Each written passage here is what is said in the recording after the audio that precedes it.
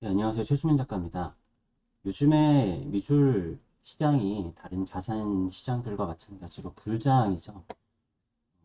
뭐 부동산을 더 살 수 없고 주식도 불장이고 약간 좀 끄트머리가 아닌가라고 생각하시는 분들도 있고. 아무튼 2006년부터 2008년 동안 우리나라뿐만이 아니라 전 세계에 불었었던 미술 호황이 있었다가 리만 사태를 시작으로 해서 이렇게 불황이 왔었는데 과연 지금의 미술 호황이 거품일까 시작일까에 대해서 한번 이야기를 해보도록 하겠습니다.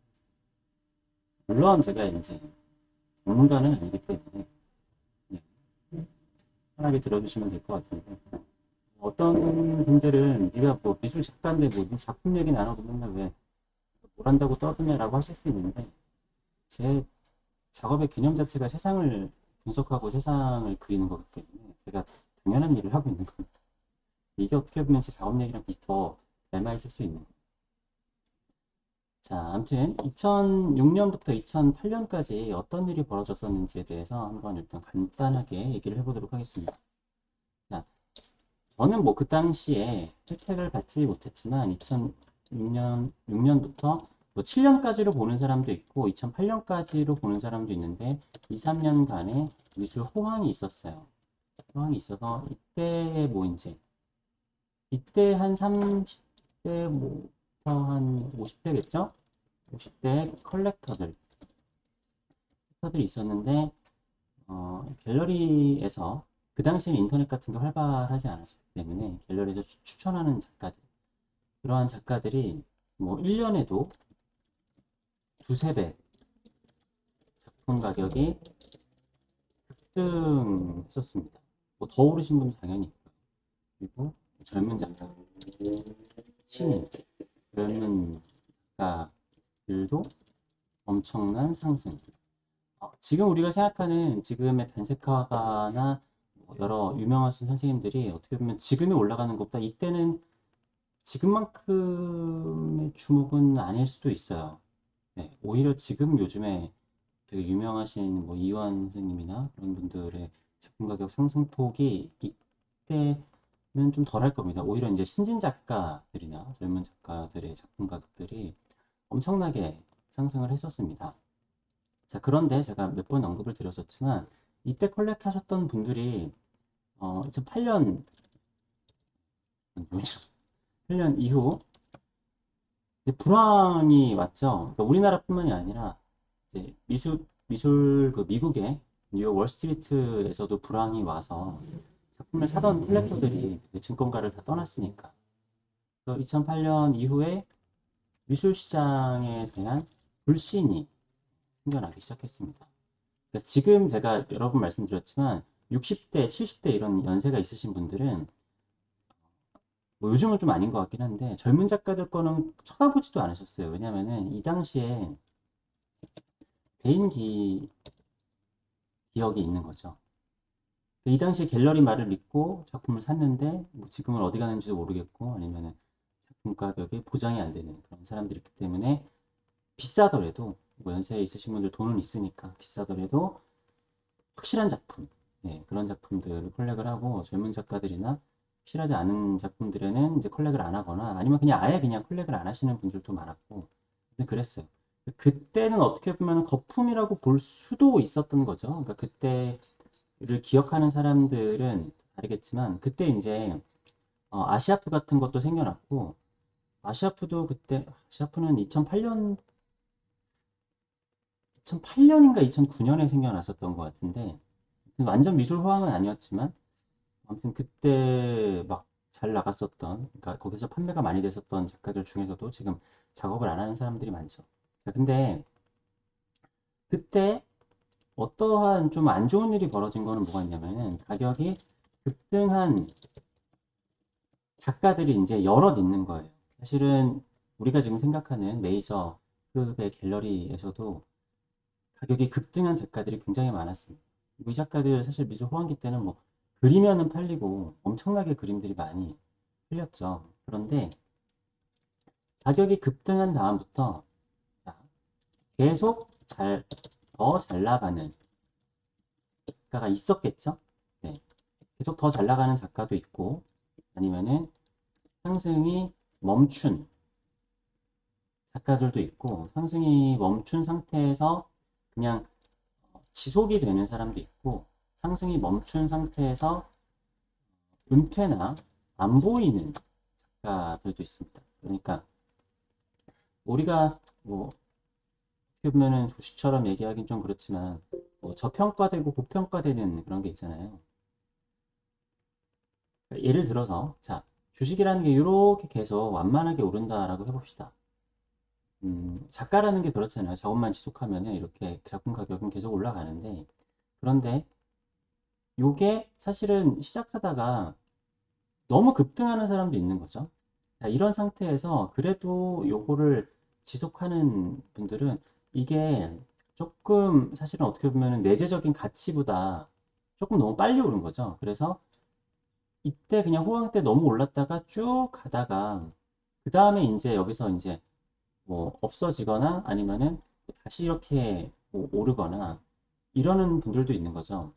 아니면 정말 덜어는 이때에 아주 급등하신 다음에 그 다음에 계속 이렇게 뭐 잘 나가는 분들도 있지만 뭐 이거는 사람들마다 다른 거긴 하죠. 그런데 이 당시에 작품 가격이 너무 올라가지고 사실은 힘들어진 분들도 굉장히 많아요. 제가 이것도 몇 번 말씀을 드렸지만 왜냐하면은 이 자산 시장의 가격 평가라는 거는 상대적이기 때문에 그 당시에는 세계 시장을 우리가 잘 몰랐잖아요. 인터넷이 발달하면서 세계 작가들과의 가격 비교도 될 수가 있고 이것도 제가 말씀드렸지만 되게 유명한 세계 작가들 작품이 생각보다 별로 안 비슷한 경우들도 많이 있고 우리나라 작가들이 사실은 우리나라에서만 유명한데 너무 가격이 좀 비싸게 형성이 되어 있는 거죠. 근데 이제 세계화가 되면서 이제 어느 정도 가격이 이상 나가면은 세계적인 활동이 없는 상태에서는 그 가격에 대해서 사람들이 이제 신뢰를 잃어버리는 거죠. 아무튼 뭐 그렇게 된 사람도 있고 사실은 뭐 여러 사람들이 있습니다. 그러니까 제가 좀 작품이 좀 팔리기 시작하고 막 그랬을 때도 미술이 그때 굉장히 불황일 때였어요. 굉장히 미술 시장이 안 좋을 때였는데 제 작품은 좀 거래가 좀 많이 되는 편이었고 근데 저는 뭐 그때나 지금이나 비슷비슷합니다. 뭐 이거 정확하게 어떤지는 뭐 자세하게 말씀드리기 힘들지만 물론 저도 이제 지금 전 세계적인 호황인 것 같아요. 뭐 국내뿐만이 아니라 그래서 작품 판매가 늘기는 늘었지만 아무튼 저는 매년 엄청나게 큰 변화가 있지는 않습니다. 어차피 제 그림을 좋아하시는 분들은 아주 소수이기 때문에 뭐 옆에서 뭐 좋대 막 휩쓸려가지고 사시는 그러니까 막 휩쓸린다고 하긴 좀 그렇고 아무튼 뭐 이렇게 정말 그냥 잘 모르겠습니다. 네, 아무튼 그런데 자 이러한 상황 속에서 지금 그러면 미술 시장은 거품인가? 에 대해서 한번 얘기를 해보도록 하겠습니다. 근데 뭐 정답을 얘기를 하자면 거품인 사람도 있고 아닌 사람도 있겠죠. 네, 그거는 너무나 당연한 거겠죠. 부동산도 지금 막 열풍이어서 오르겠지만 오르는 것도 있고 나중에 떨어지는 것도 있겠죠. 뭐 전체적인 거를 사실 맞춘다라는 거는 의미가 없기도 하겠지만 일단은 예를 들어서 저는 그 서울의 아파트 가격이 한 2년 전, 1년, 2년 전에 생각했었을 때 오를 거라고 생각했거든요. 상승할 것이다. 라고 생각은 했는데, 근데 이게 제 생각보다 너무 빨리 올라간 거죠. 근데 저는 이렇게 판단한 근거가 뭐였냐면은, 서울은 경제 규모나 아니면은 뭐 여러 가지로 봤었을 때, 전 세계 거의 다섯 손가락 안에 드는 도시예요. 대도시예요, 정말. 사실 서울만큼의 인구와 이런 경제력이 있는 그러한 도시도 전 세계적으로 잘 없습니다. 그러니까 이 도시라는 그 뭐랄까 규모에 대해서 지정하는 게 좀 다르기도 하지만 뭐 예를 들어서 우린 도쿄라고 하지만 도쿄라는 건 하나의 거의 도 같은 느낌이잖아요. 그러니까 우린 서울이랑 경기도지만 뭐 도쿄는 그걸 다 합쳐서 도쿄라고 하는 경우도 있고, 뭐 상하이도 사실 뭐 그렇고, 아무튼 그걸 좀, 뭐 파리 같은 경우에는 사실 파리 시 자체는 되게 쬐끔하잖아요. 아무튼 그런 거를 뭐 그냥 다 따져봤었을 때, 그러한 전 세계적인 대도시들의 주택 가격과 비교해서는 서울의 주택 가격은 저는 싸다고 생각을 하긴 했거든요. 그래서 지금 굉장히 폭등을 해서 너무 이게 가파르게 올라가서 그렇지만, 어떻게 보면은 서울하고 비슷한 정도의 경제 규모의 대도시들하고 맞춰진 정도라고 저는 사실은 생각을 합니다. 물론 너무 급하게 올라가서 저도 이제 좀 짜증이 나긴 하는데, 자, 아무튼 그런 상황에서 일단은 이러한 관점에서 봤었을 때 그 전체적인 거를 보자면은, 그러니까 작가 한 명 한 명의 분석이 아니라, 제가 뭐 그런 걸 할 권한도 없고, 우리나라 미술 시장의 규모, 그러니까 경제 규모 대비라고 해봅시다. 자, 우리나라가 전 세계 10위권의 경제 대국이에요. 10위권의 경제 대국인데, 자, 이렇게 경제권만 보면 선진국이라고 볼 수도 있는데, 우리가 뭐 선진국의 반열에 들어설까 말까 약간 이렇게 생각을 하잖아요. 그런 것들이 약간 사실은 저는 문화적인 것도 있고, 그리고 원천 사업 같은 것들이 좀 적고 막 그런 것들도 있는데, 아무튼 제가 알고 있기로는 지금 올해 정확한 집계는 모르겠지만, 이러한 비슷한 나라 규모에 대비해서 미술 시장 규모가 10분의 1입니다. 10분의 1 수준입니다. 우리나라 비슷한 경제적인, 뭐 인구 차이도 있고 여러 가지가 있겠지만, 뭐 1인당 GDP 여러 가지를 따져봤었을 때 우리나라의 미술 시장은 굉장히 작아요.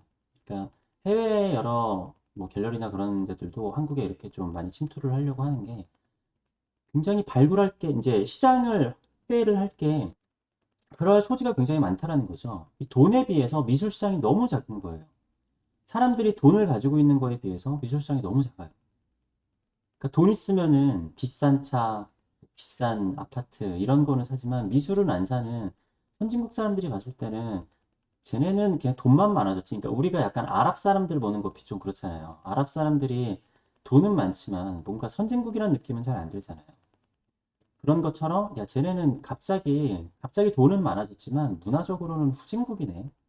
이런 생각이 드는 거죠. 사실 실제로 서울은, 그러니까 한국은 제3세계 미술로 아직까지도 좀 분류가, 지금은 그런가? 아무튼 그렇게 되기도 하고, 자, 우리나라의 미술관, 뭐 작가의 뭐 생각, 작가의 작업, 이런 거 보러 우리나라에 오는 외국 관광객 혹시 한 명이라도 보셨나요?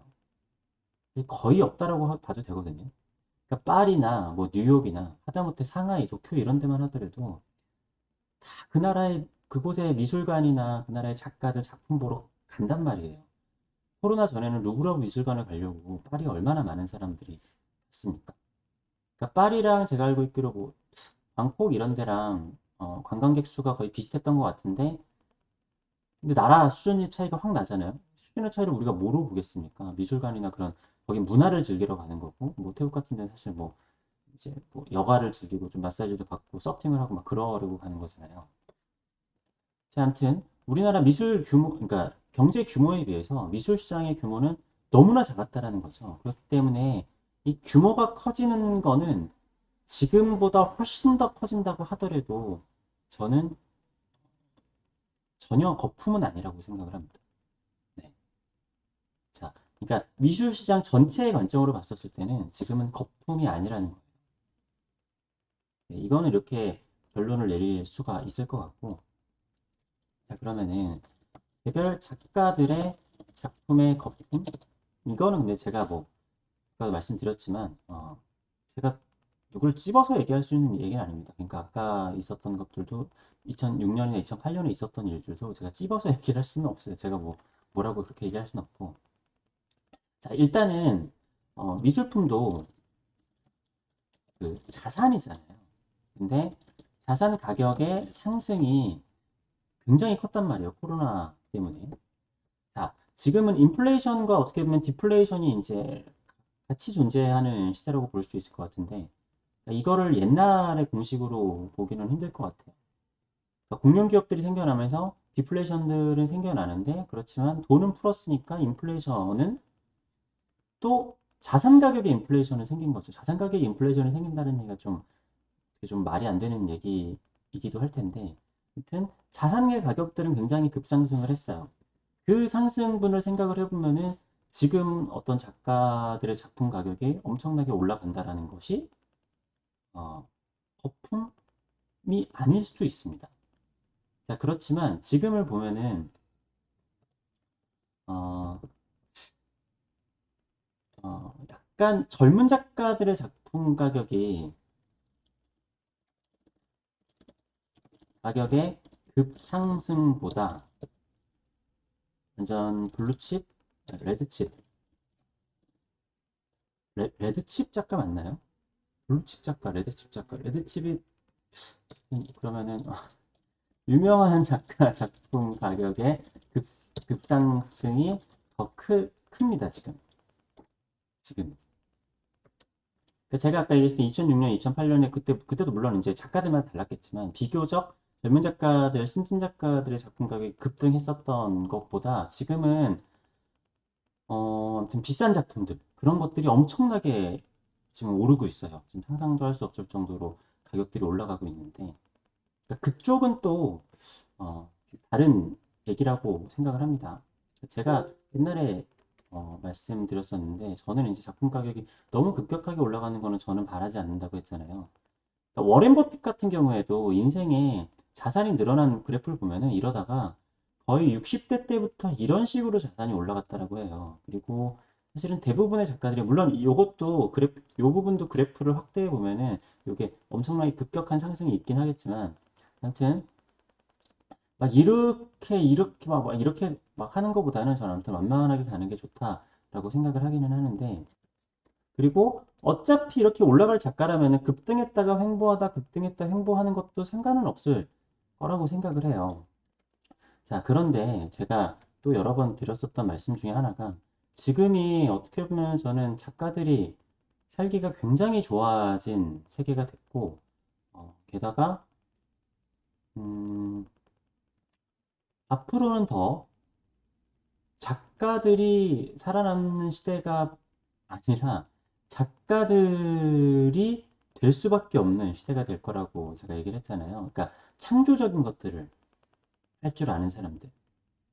그러니까 CEO 같은 경우에도 어, 옛날의 고전적인 CEO와 지금의 CEO 이미지가 좀 다르기도 하고, 근데 창조적인 사람들, 그런 사람들을 작가라고 불린다고 하면은 미래 사회에는 창조적인 사람들만 살아남을 수 있는 시대가 될 겁니다. 자, 여기서 뭐 어떤 사람이 이제 잘 될지 안 될지는 누구도 모르는 거지만, 그렇지만 그래도 중요한 거는 세계관이 있는 것이 굉장히 중요하다고 생각합니다. 이거는 제가 뭐 제 작가 입장을 말고도 어, 제가 컬렉터를 하는 입장에서도 그렇다라고 생각을 합니다. 그러니까 세계관이라는 것도 사람들마다 생각을 하는 것이 다 다를 거예요. 그리고 모든 작가가 세계관만으로 잘 되는 것은 아니고 그러니까 어떤 캐릭터성이 뛰어나가지고 그게 잘 되는 사람도 있는데 그렇다고 하면은 사실은 그 캐릭터가 국내에서만 유명해서는 조금 힘들고 요즘 시대에서는 그 캐릭터가 세계적으로 뭔가 1인자가 되면은 사실은 좋을 겁니다. 하우스 같이. 근데 그 안에서도 나름 세계관이 있지만, 물론 이거는 제가 여기서부터는 더 얘기하기 힘들어요. 왜냐하면 세계관이라는 것이 무엇인가. 그러니까 어떤 사람은 세계관이 있으면은, 저 사람이 뭐 그림도 그리고 설치도 하고, 뭐 이것도 하고 저것도 하고, 그러면은 저게 세계관이다라고 생각을 하는 경우도 있어요. 그림만 그리고 있으면 저건 세계관이 아니고, 요즘엔 막 이것저것 다 해야 돼. 이렇게 얘기를 하는 사람들도 있고, 그런 시기도 있었는데, 뭐꼭 그건 또 아니라고 생각을 합니다.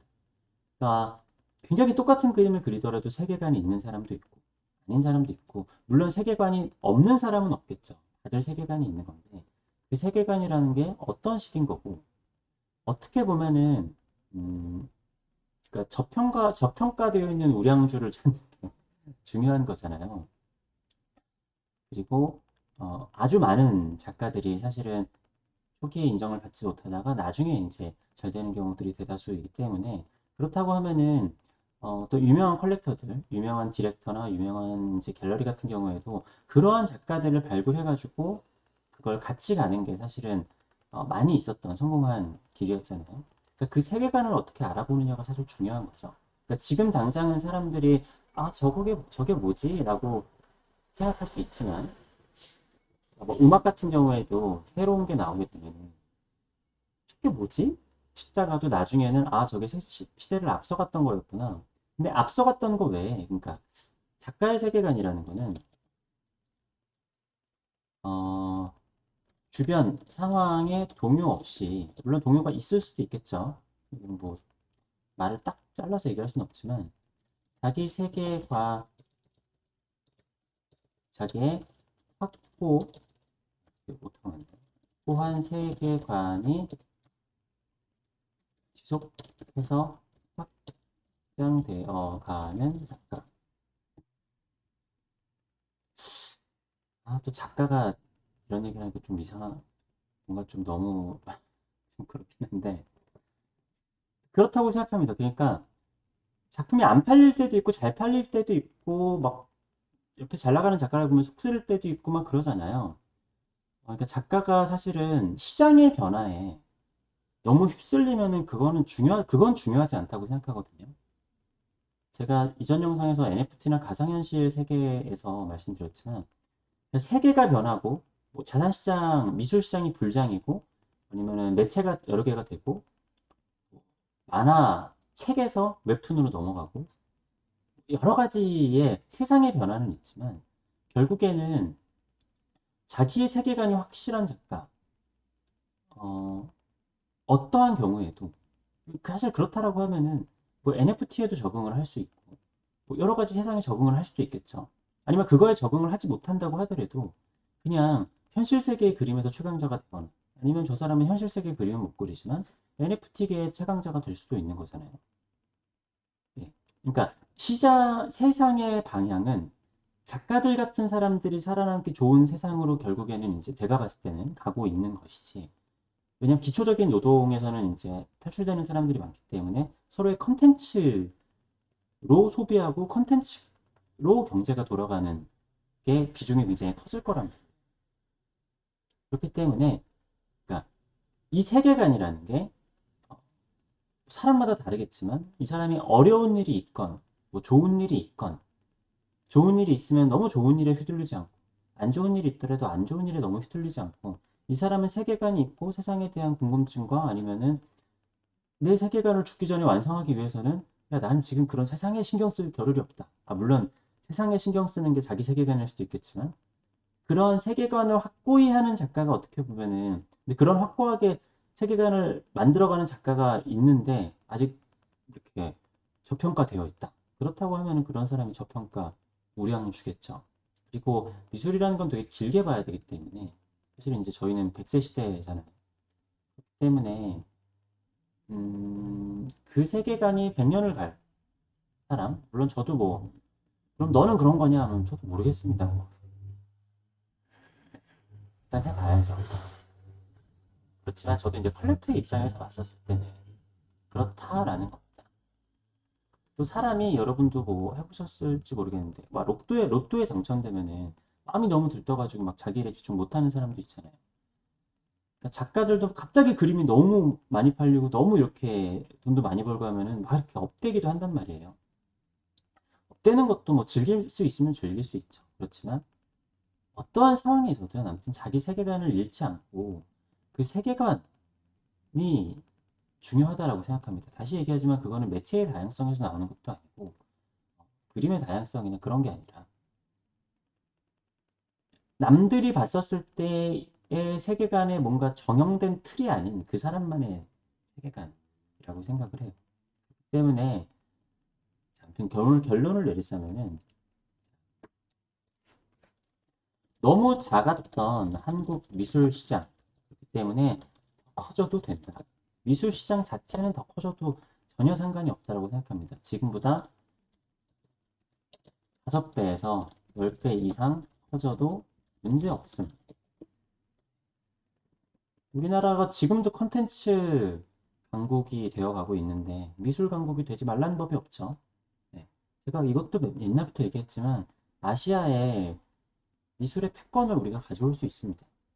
그렇기 때문에 이 이상, 사실은 뭐 몇십 배 더 커져도 상관이 없다고 생각해요. 미술 시장 자체가 커지는 거는 거품이 아니고, 개별 작가의 거품은, 음, 그거는, 그건 모르는 거다. 네. 제가 아까 세계관을 본다라고 얘기했지만, 그럼 세계관을 어떻게 볼 겁니까? 옛날에 유명했는데 무시한 사람들, 그러니까 고흐 같은 경우에 예를 들어, 여러분들 제 이야기 편하니까. 고흐의 세계관이 있는데 그 당시에 아무도 몰랐잖아요. 네. 나는 그 사람 세계관 모르겠던데? 뭐 본인이 보는 눈이 없는 걸 수도 있잖아요. 네. 그렇지만 나름 그 세계관에 대해서 생각을 해보고, 그럼 저 작가가 세계관에 대해서 확실한 생각이 있게 하는 건가? 한번 만나봐서 내가 나는 얼굴 보면 알아. 네. 이것도 몇 번 얘기했지만, 작가는 꼭 사업하시는 분들이 그러거든요.